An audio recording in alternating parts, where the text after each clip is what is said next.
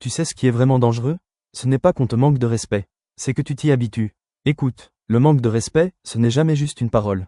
C'est une petite fissure dans le mur de ta dignité. Au début, tu souris. Tu laisses passer, ce n'est rien. Mais la vérité, ce n'est jamais rien.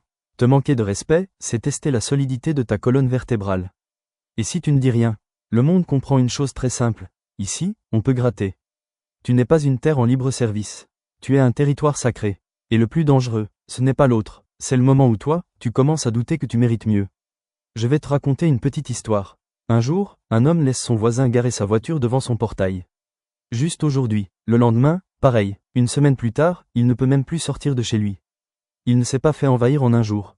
Il s'est fait grignoter. Le manque de respect, c'est ça. Ça avance en silence, ça teste, ça observe si tu vas poser une limite ou poser un tapis rouge. Et poser une limite, ce n'est pas être méchant.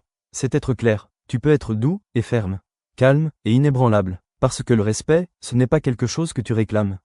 C'est quelque chose que tu incarnes. Quand tu te respectes vraiment, il y a une énergie qui change. Ton regard, ta posture, ton silence, les gens sentent quand le prix d'entrée a augmenté. Ne laisse personne négocier ta valeur. Pas même toi. Rappelle-toi, un lion ne rugit pas pour convaincre qu'il est un lion. Il marche, et ça suffit. Alors la prochaine fois qu'on te manque de respect, respire, et souviens-toi d'une vérité simple.